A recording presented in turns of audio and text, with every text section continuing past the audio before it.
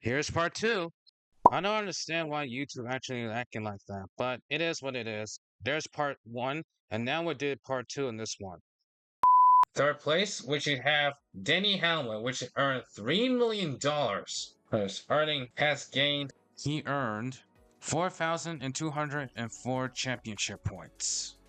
In mostly charmers, he charged really good this season on the other hand, but he has a lot more grit in the season and have mastery in war, even without the title. Even if when I watched the final race for Denny Hamlin, I feel so bad for him. He wants to win a title for once he never get in his life, but he wanted to pass Martin as well.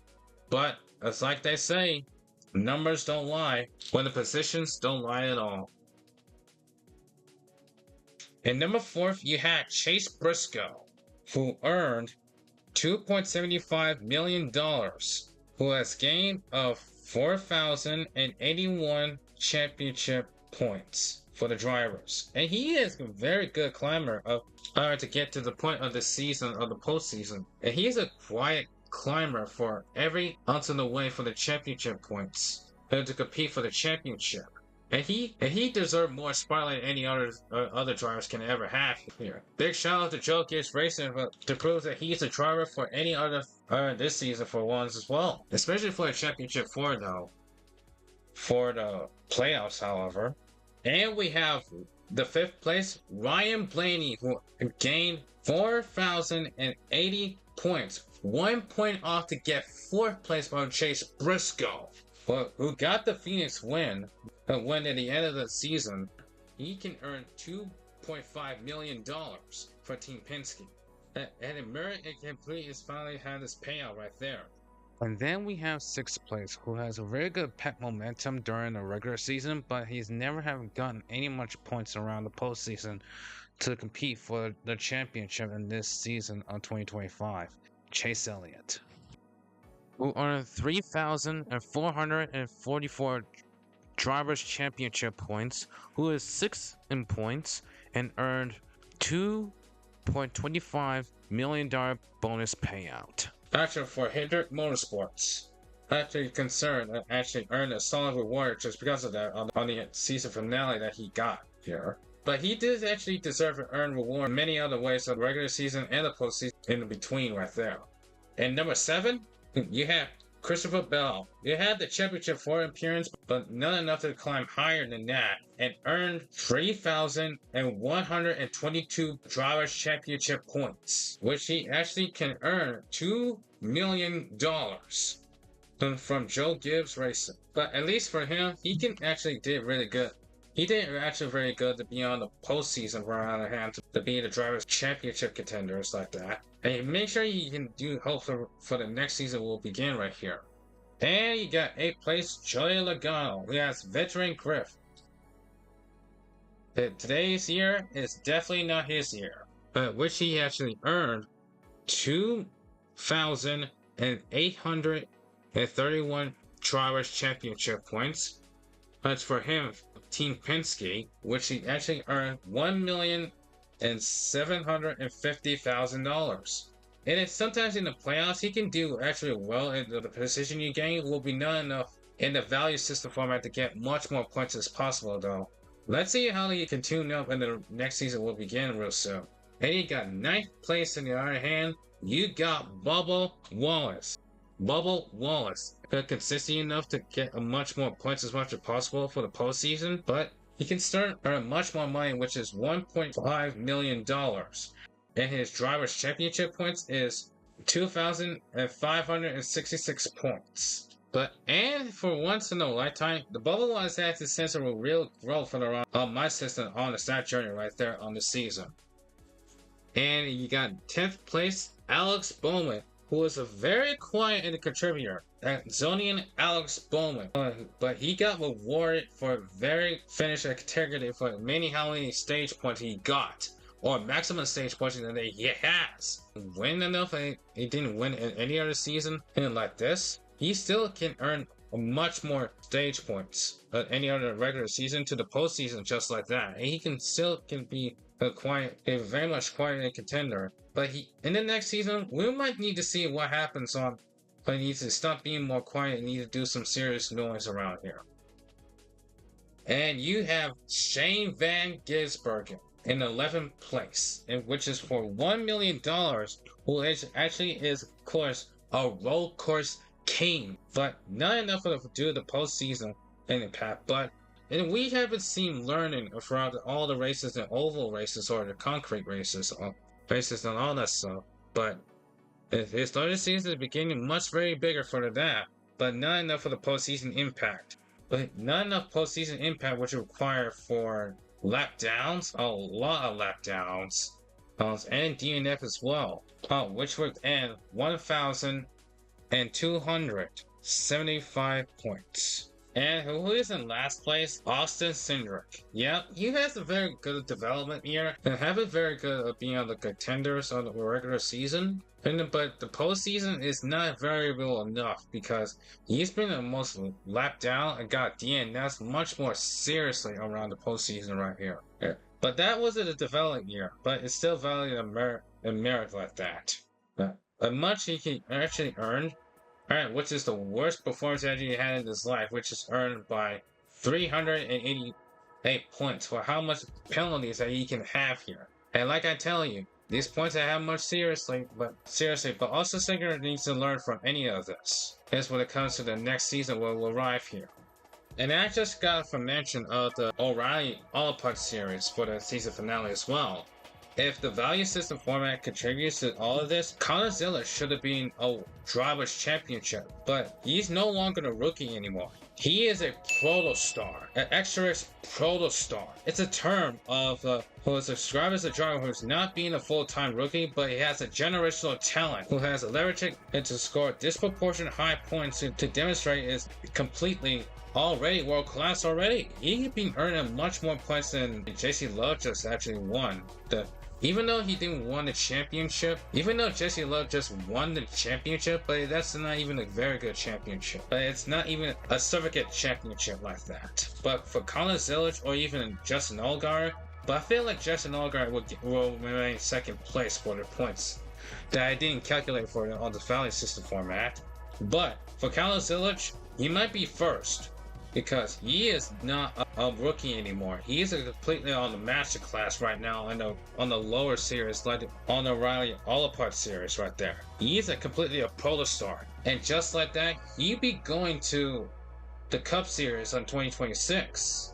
So let's just see what we can do. Now, as for Connor Zillage, if for 2026 being on the Trackhouse, should it be on a high targeting plan A or plan B for development? Because we might actually see what happens in the 2026 season right there. Speaking of Connor Zillage, then we need to talk about it in 2026. Who is going to be on the rookie, or is going to be like an actual protostar in the Cup Series?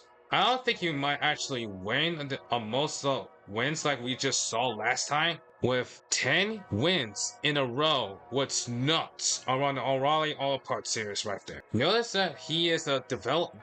The plan B will be success for the Trackhouse racing itself. We might try to see the full impact around the value system format, which is much more consistency and multipliers. We're never going to be a warm-up year. You need to be performed under pressure around the higher multiplier on road courses, which is Coda and Watkins Glen. While he did actually really well done with road course racing, as well need to try to be and expected to deliver massive charter points for the Trackhouse racing. I think for the road courses like that, the charters might choose Shane Van Gisbergen and Connor Zillage because they actually are being a rival for once in a while. They need to be acting as the teammates for when it comes to the road courses. They need to earn some more charter points. Like for example, of the Truck Series, like Corey Heim, who actually just won the Drivers' Championship in the playoff format.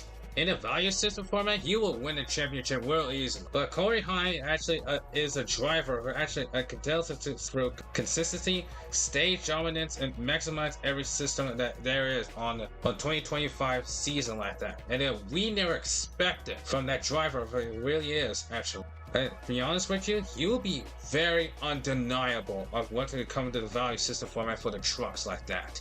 If you're going to try to do this again on the Truck Series or even tries to do another series, which is an all-part series for that. But we will see what happens in the 2026. But if Corey Heim would like to return to the Truck Series, he might defend the Drivers' Championship much more seriously on the next season. But if he needs to move on the O'Reilly All-Part Series, he might try to do some challenges to move on the next level, to prove on his talent even a faster, heavier car instead of a truck. And winning the Charters Championship will face a higher payout, which is $2 million in first place, even if you're gonna be on a part-time driver for this one, or even go in the Cup Series, which would be a successful year without even a championship. But the only goal for every driver and every charter in this organization for the reach to the new level of the new heights, which is the Cup Series. Corey Heim to moving to O'Reilly All-Part Series, this is gonna be a real step up to prove his own value to organization, to open the door for the Cup charter for around the road. And unless, of course, let's see the example of 2025 for the NASCAR Charters Championship for the season finale. The most all charter points in every season to the beginning to the season finale event. The first place who actually won the championship will be JGR Racing, which they can earn $3 million for consistency and earn a very top spot right there. So who else they didn't say that JGR is completely an elite team unlike the Henry Motorsports? But speaking of, Henry Motorsports became second place in almost to 80 charter points example. But the result, the team actually earned 2,249 points. But still a very elite though. A double reinforces on needs to be on the value season, full season with excellence right there. And who was in third? Who had the most breakout team that everywhere I respected from the season from this team right there, or charter, but on third place right there. Whoever in third place, RFK Racing, who actually gained 1,944 charter points. This actually did boost the value dates of their reformed rise area right there. And this is actually the third time year actually it reinforces a charter that never existed like that. And that is really awesome job from RK Racing. Presumably the pursuit of a breakout boost right there, which they actually earned $2,250,000. Who was number 4? Team Penske earned $2 million. But Ryan Blaney actually very good on the season right there. And don't forget Austin Cindric, who actually very good had the season as well. Joe Logano as well. Very decent season around this year. They actually earned 1,841 points. And so very good job. More contention for the championship right there. No, who was in 5th place? 2311 Racing, who actually want to be competitive for high and grow art in this part of the evolution like there. A very awesome job for 2311, can earn $1,750,000. And how many points they gathered? 1,632 charter points. Whoever's in 6th place will be the Trackhouse Racing, who was very consistent on the contenders throughout this season for pretty much. For Shan Van Gisbergen, you gotta give it credit for many people like him for actually doing a very good job with road courses. Suarez is actually not very good as competitive right there, but he has been very sensitive about what he's actually challenged for every race as much as possible. But he's gonna be moving out for Spartan Motorsports in the next season or so. Ross Chastain, in the other hand, for Ross Chastain, who actually done pretty well done throughout most of this season, actually won a crown jewel as well. Popular win that we never expected from Ross Chastain. And who was number 7? Spartan Motorsports. And speaking of Spartan Motorsports, who was considered as the underdog in this season as well? Spartan Motorsports. They actually did earn a structural payout of $1 million and $2.5 million, which they gathered 1,595 charter points. place throughout the season. They actually feel like they're pretty good for finishing positions right there, but not for us that much as possible. But consider them, they may be the underdogs, and they might be due to try that again for doing a turnaround for the next season or so. But we will see what happens. And who's in 8th place? Richard Childress Racing for Kyle Busch and Austin Dillon, who actually did very good effort and deserved the Real Balance Award, which is $1 million. It's $1 million, and it points in gathered, this is 1,488 points. A very decent run for everyone in the season, however, but the points they actually gather up is completely stale amongst almost how many wins they're actually going to get this around this time. But also Dillon actually won at Richmond. They need to finally get more upgrades for around the next season or so. Who's in 9th place? Front Motorsports, who's been very quiet in the season as well, though. Or Zane Smith, who actually had to do is a little bit surprised, or Tal Gilliland, who actually might do a surprise at how much every position they're in, or even Noah Gregson. They actually just earned $750,000. And the points they gather is 1,436 points. Good points. That's every season. And who's in 10th place? Legacy Motor Club. Well, Jimmy Johnson's the Chargers team, actually, who pretty much have a development year.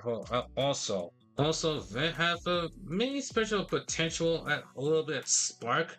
But Darlington, who's actually very good at the track so far. They actually did earn like $500,000, which is $500,000 right there. The points they gather is 1,359 charter points, which is actually obviously need to be a good season, however, but we still might say a decent season after that because it's a development year, but still need to part of the company.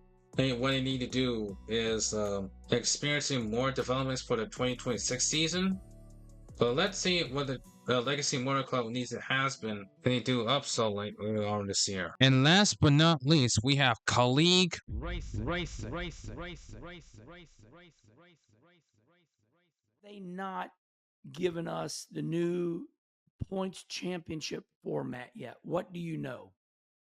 I know a lot more than you think. No, that's why I'm asking you. You're down there. I'm in St. Louis, but are they just waiting for the air? It got put on the back burner. I'll be honest with you. It got put on the back burner, and I talked to Mark Martin a lot, believe it or not. You're going to like it. You will like it. You will like it.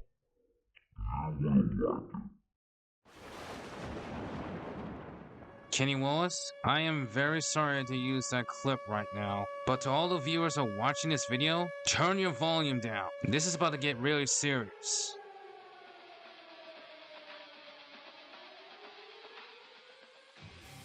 You, Chris Rice, you've been here talking about how great the playoffs are actually going to be in this sport, but let's take a look at your value team that's brought in 2025 on my system format. AJ Allmendinger were completely inconsistent out this season, and Ty Dillon were completely invisible in front of the field, even on the back of the field. This is why you're in dead last in the Charters Championship. You're in the wrong note because you are playing for moments instead of playing a merit. So maybe the format is not always a problem. You are the problem. You cannot even lead the lap for the last 36 races. Don't ever tell me that the system is broken, that you're the one who's failing to bring out the value on the track like that. And that is why the NASCAR itself is the lowest of lows right now on the viewership, because this right here is not sports entertainment. It's a motorsport. Chris, you just said you don't even have a choice of pros around here in the Xfinity Series or Rally All Pod Series program. But the real choice around here, that was a performance. In the value system format, 1,100 points like this is just a number. That right there is an eviction notice. You've been talking about Dodge and RID for 2027, but at 1,100 charter points just like this? What? If you're gonna get last place again in a Cup Series, the Charter Championship, you will never gonna have a charter in 2027. For instance, NASCAR isn't a charity. It's a motorsport. If you can't get AJ Allmendinger or Ty Dillon in my top 10 in the Charters Championship, you're just a C filler. In this resurgence, we don't have room for the fillers anymore. You, on the other hand, you need to listen to the math, Chris. In the value system format, 11th place ain't just on the number screen anymore. That is a warning shot. And under the 2025 Evergreen rules, you don't even exist anymore. If you stay like that in 11th place for another season, that's not a format anymore. It's a failure. A business failure. In a real motorsport, if you don't bring the merit like that, you will lose a charter. So stop treating us like we've been watching like the NBA or MLB or the NFL like a flippin' circus like that. This is a motorsport. We need to respect the grind, the speed, and the real truth. If you can't not handle a 36 race finishing like that, then you shouldn't be the holder charter anyway. So stick up and shut up! Barry Ann, you should know better than that anyway. Although it's too late to say it like that, but yeah, I will say it. Anyways, so you might say this is actually from the Charters Championship and the Drivers Championship. They actually feels like all remind you of the many other global sports that actually feels like a motorsport in NASCAR. Like Formula 1 example. Actually doing like finishing positions is for the Charters Championship and the Drivers Championship. And consistency matters in all the systems like the Formula 1 does. And duels championships like the Constructors Championship and the Drivers Championship in Formula 1 and continue much fairness to mirror, not just for the money. It's about the dominance of how much accountability it has for us in every season. I've seen inspiration of three companies like Formula 1 or IMSA that track multipliers that scales fairness across revenues. It was in every season. It was in every race so far, like the NASCAR was in the value system format. And because like that, it does have behaviors penalties like the value system format with integrity. And the team's championship and the manufacturer's championship as well. And NASCAR does have a manufacturer championship, but it never had the Charters Championship series.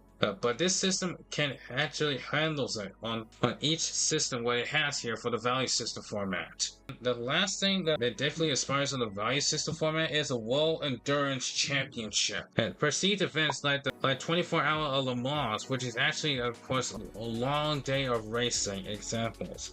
Of that race right there can extra weight like that. And the Crown Jewel bonus can actually do echoes that same philosophy. If you win a Crown Jewel event, you get 5 extra points on one season. That's the same philosophy for a long strategy for stage life segments right there. And for the ones for the NASCAR value system format, builds a duels championships for honor and consistency in the sport. And this motorsport deserves a demands restoration and merit and consistency with tradition with NASCAR are in sights. So if NASCAR itself actually watches this video, which I contributed like that to my own system, I will never be surprised at this point, but I will be honored with this system will actually have for this season for 2026 or 2027 will appear real soon. If they chose this system right here, a mini needs to be to restore all the things and all the problems that need to be fixed up. It has to be. Like I said, if they use this system that I create, but it's not just for the entertainment, not just for the viewership, not just for the fans or other ones like that. It's for everything above all that what it comes to be the true motorsport. As well, I close this video right now. There's only one goal for the next season or even the next after season, which is 2027. There is only one word of all the problems that NASCAR need to be fixing.